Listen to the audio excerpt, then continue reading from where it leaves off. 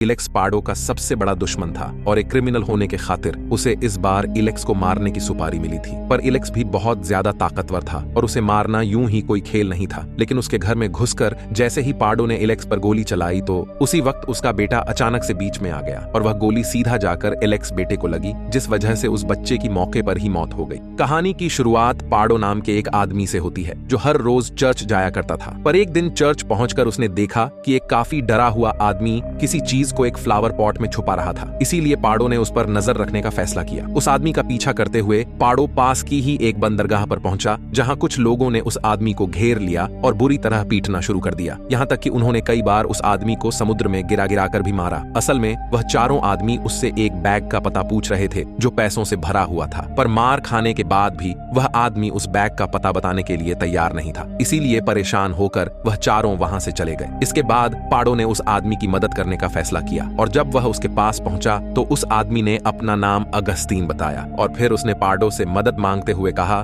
कि भाई, मुझे मेरी दोस्त एंटोनिया के घर पर छोड़ दो। जैसे ही वह एंटोनिया के घर पहुंचे तो उसने अगस्तीन की हालत देखकर अपने बेटे को वहां से जाने को कहा। असल में एंटोनिया का बेटा काफी ज्यादा बीमार था और उन्हें उसके इलाज के लिए काफी सारे पैसे चाहिए थे। पर साथ ही एंटोनिया को डर भी था कि कहीं कोई अगस्तीन का पीछा करते हुए उनके घर तक ना आ जाए। इस सब के बाद पार्डो ने अगस्तीन से उसकी चर्च में मांगी हुई ख्वाहिश के बारे में पूछा, जिस पर उसने बताया कि वह तो सिर्फ यही चाहता था कि वो लोग उसे पीट पाट के अकेला छोड़ दें ताकि वह शांति से अपना काम कर सके। यह सुनने के बाद पार्डो चुपचाप अपने घर चला गया, जहां उसने हर बार की तरह अपना एक खास खेल खेला, जिसमें वह अपनी बंदूक में सिर्फ एक गोली डालकर उसे अपने सर पर रखकर चलाता था। उसका मानना था कि जब तक वह जिंदा रहेगा तब तक उसके पास अपनी गलतियों को सुधारने का मौका है और जिस दिन वह मारा गया तो सोच लेगा कि उसके पापों का घड़ा भर चुका था। कुछ दिनों बाद पार्डो उन्हीं चारों आदमियों से मिलने पहुंचा जिन्होंने अगस्तीन पर हमला किया था। अगस्तीन भी छुपकर यह सब देख रहा था। फिर अचानक से पार्डो उन चारों आदमियों के साथ लड़ने लगा, लेकिन पार्डो ने अपने हाथ में एक छोटा सा चाकू छुपाया हुआ था, जिसकी मदद से उसने बड़ी आसानी से उन सबको मार डाला। उन सबको मार के बाद पार्डो ने उनका सारा सामान लेकर चर्च में दे दिया। फिर वह एंटोनिया के घर जाने के लिए निकला, पर रास्ते में उसकी नजर कुछ हथियारबंद आदमियों पर पड़ी, जिन्हें देखते ही पार्डो चौकन्ना हो गया। पर उन आदमियों को पार्डो के वहां होने से कोई फर्क नहीं पड़ता था, क्योंकि वो उसे ढूंढ ही नहीं रहे थे, क्योंकि उन सब का मकसद तो कुछ और ही था। जब वो एंटोनिया के घर पहुंचा तो अगस्तीन ने उससे मदद मांगी। असल में जो बैग अगस्तीन ने छिपाया था वो एक बहुत बड़े ड्रग डीलर का था। पार्डो इस काम के लिए तैयार तो हो गया, पर उसकी एक शर्त थी कि बैग उसके असली मालिक के पास वापस जाएगा, जिसके लिए अगस्तीन तुरंत मान गया। हमलावरों से बचाने के लिए पार्डो अगस्तीन और एंटोनिया को बीच पर बनी एक गुफा में लेकर गया। इसके बाद वह अकेला ही उस गैंग के अड्डे पर पहुंचा, जहां उसने उनका बैग वापस करने के बदले एक शर्त रखी, जिसके मुताबिक बैग वापस मिलते ही उनकी पूरी गैंग को वह शहर छोड़ना होगा। उस गैंग के लीडर को पार्डो की बात पर विश्वास नहीं था, इसलिए वह पहले बैग देखना चाहता था। इस पर पार्डो कहने लगा कि मैं पागल थोड़ी हूं कि बैग यहाँ पे लेके आऊंगा, छुपाया हुआ है मैंने एक चर्च के अंदर। इसके बाद उस गैंग का लीडर पैट्रिया अपने आदमियों के साथ उस चर्च में पहुंचा, लेकिन काफी देर तक ढूंढने के बाद भी उसे बैग नहीं मिला। पैट्रिया को इस बात से बहुत गुस्सा आया और उसने अपने आदमियों को फोन करके पार्डो को जान से मारने को कहा। पर इससे पहले कि वह लोग कुछ कर पाते, पार्डो ने ही उनके ऊपर हमला कर दिया, जिसके बाद पार्डो और पैट्रिया के आदमियों के बीच एक लड़ाई शुरू हो गई। पार्डो के सामने काफी सारे आदमी थे और उन सभी के पास हथियार भी थे, लेकिन फिर भी वो अकेला उन सबके ऊपर भारी था और उसने जबरदस्त तरीके से लड़ते हुए उन सभी को खत्म कर दिया। जब पैट्रिया वापस आया तो वह यह देखकर हैरान रह गया कि उसके सभी आदमी मर चुके थे। इसीलिए वह तुरंत ही अपने बॉस स्टीव के पास पहुंचा, जो असल में उस बैग का असली मालिक था। जब पार्डो पैट्रिया के आदमियों को खत्म करके वापस गुफा में पहुंचा तो उसने देखा कि अगस्तीन और एंटोनिया पैसे गिनने में व्यस्त थे। पहले तो उसे अपनी आंखों पर भरोसा ही नहीं हुआ, लेकिन जल्द ही अब समझ गया कि अगस्तीन ने बैग वापस से चुरा लिया था ताकि वह एंटोनिया के बेटे का इलाज करवा सके। लेकिन फिर भी पार्डो उस बैग को वापस करना चाहता था और एंटोनिया की लाख कोशिशों के बाद भी उसने उनकी एक ना सुनी। लेकिन जब वह बैग को लेकर पैट्रिया के पास जा रहा था तो रास्ते में उसका मन बदलने लगा, जिसके बाद उसने अपनी गाड़ी को सड़क के किनारे पर रोक दिया। अपनी पत्नी के साथ बिताए हुए कुछ खूबसूरत लम्हों को याद करने के बाद उसने वापस जाकर सारे पैसे अगस्तीन और एंटोनिया को दे दिए और फिर एक बार फिर से उसने गुफा में ही अपना वह खास खेल खेला। इस बार भी वह जिंदा बच गया और उस दिन के बाद से उसने ड्रग गैंग के ऊपर नजर रखना शुरू कर दिया। वह बड़ी बारीकी से उनके काम करने के तरीके को जान रहा था और एक दिन ऐसे ही वह एक गाड़ी का पीछा करते हुए एक ड्रग फैक्ट्री में पहुंचा, जहां उसने उस गाड़ी पर नजर रखते हुए उसका इंतजार किया और जैसे ही वह गाड़ी वहां से निकली तो वह एक बार फिर से उसका पीछा करने लगा। पर असल में यह उस गैंग का बिछाया हुआ एक जाल था। अब तक ड्रग डीलर्स को पता चल चुका था कि पार्डो उनका पीछा कर रहा रहा है, इसीलिए मौका देखकर उन्होंने तुरंत ही उसकी गाड़ी पर गोलियां चलाना शुरू कर दिया। जिसके बाद पाडो का मुकाबला एक हट्ट कट्टे गैंग मेंबर से हुआ। वह काफी ज्यादा ही ताकतवर था और उसे हराना तो पाडो के लिए भी आसान काम नहीं था, पर फिर भी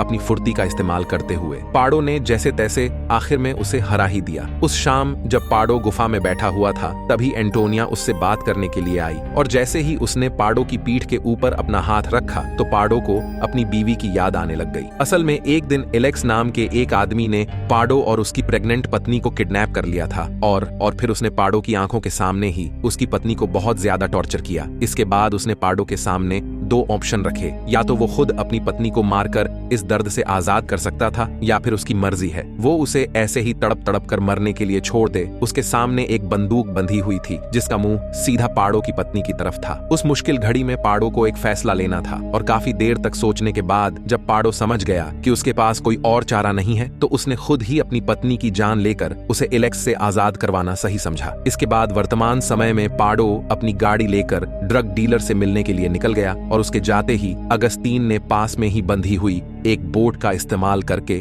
वहां से भागने का प्लान बनाया। असल में वो उस नाव की मदद से शहर से बाहर जाना चाहता था, पर किनारे के पास पहुंचते ही एलेक्स के कुछ आदमियों ने उसे देख लिया, जिसके बाद अगस्तीन को अपनी जान बचाते हुए वापस पानी में कूदकर वहां से भागना पड़ा। पर जब अब वापस गुफा के पास आया तो उसने देखा कि इलेक्स पहले से ही उसका वहां इंतजार कर रहा था। वहीं दूसरी ओर पाडो ने सीधा जाकर एक ड्रग फैक्ट्री पर हमला कर दिया और वह बिना डरे बाहर खड़े गैंगस्टर्स पर अंधाधुंध गोलियां बरसाने लगा। फिर वह सीधा अंदर घुस गया जहां पहले ही गैंग के आदमी उसका इंतजार कर रहे थे। उन सबको भी खत्म करके जब वह एक कमरे में पहुंचा तो उसका सामना एक और आदमी से हुआ, जिसके साथ उसने बंदूक से नहीं अपने हाथों से लड़ने का फैसला किया और अपने पूरे दम के साथ लड़ते हुए उसने अपने हाथों से ही उसे खत्म कर दिया। पर जैसे ही वह ऊपर बने बॉस के ऑफिस में पहुंचा तो उसने देखा कि बॉस एक कुर्सी पर चुपचाप आराम से बैठा हुआ था और उसके पूरे कमरे में गोलियां ही गोलियां बिखरी हुई थी। जैसे ही पाडो उसके पास पहुंचा तो उसने देखा कि किसी ने पहले ही उसके सर में गोली मारी हुई थी, पर इससे पहले कि पाडो कुछ भी समझ पाता तभी पीछे से एलेक्स ने आकर उसके सर पर हमला कर दिया, जिसके बाद पाडो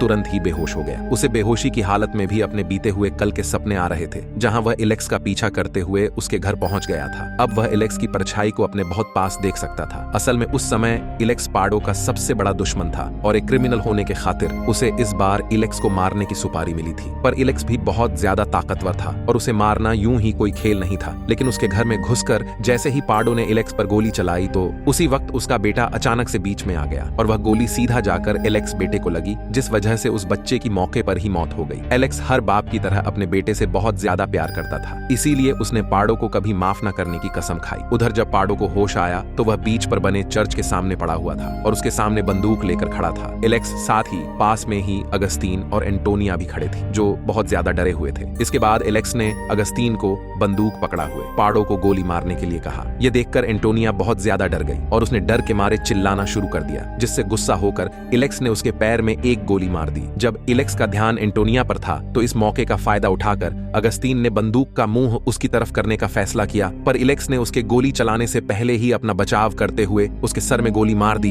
इसके बाद एलेक्स ने एंटोनिया को अगस्तीन के हाथ से बंदूक लेने को कहा। एंटोनिया को इस हालत में देखकर पाडो को वही रात याद आ रही थी जब उसे एलेक्स के कहने पर अपनी पत्नी को गोली मारनी पड़ी थी। तभी एंटोनिया ने भी हिम्मत करके बंदूक का मुंह एलेक्स की तरफ कर दिया और तभी मौका देखकर पाडो ने लात मारकर एलेक्स की बंदूक नीचे गिरा दी। इसके बाद चर्च के सामने ही पाडो और एलेक्स के बीच लड़ाई शुरू हो गई, जहां दोनों ही एक दूसरे को पूरी टक्कर दे रहे थे। एलेक्स भी पाडो की तरह अच्छे से लड़ना जानता था, इसीलिए उसे हरा पाना पाडो के लिए आसान नहीं था। पर थोड़ी देर तक ऐसे ही लड़ने के बाद आखिरकार पाडो ने एलेक्स को हरा दिया। हालांकि एलेक्स अभी भी जिंदा था, पर वह कुछ भी करने की हालत में नहीं था। लेकिन पाडो ने अपनी पत्नी के कातिल को ना मारते हुए उसे जिंदा छोड़ने का फैसला किया और अब वो चाहता था कि एलेक्स भी जुर्म की दुनिया को छोड़कर उसी की तरह इंसाफ के लिए लड़े। उसने एलेक्स को समझाया कि उसकी मौत के बाद वो अपने बेटे से एक बार फिर से मिल पाएगा, लेकिन तब तक उसे भी पाडो की ही तरह जुर्म की दुनिया को छोड़कर एक अच्छी जिंदगी जीनी चाहिए। कहानी यहीं पर समाप्त होती है।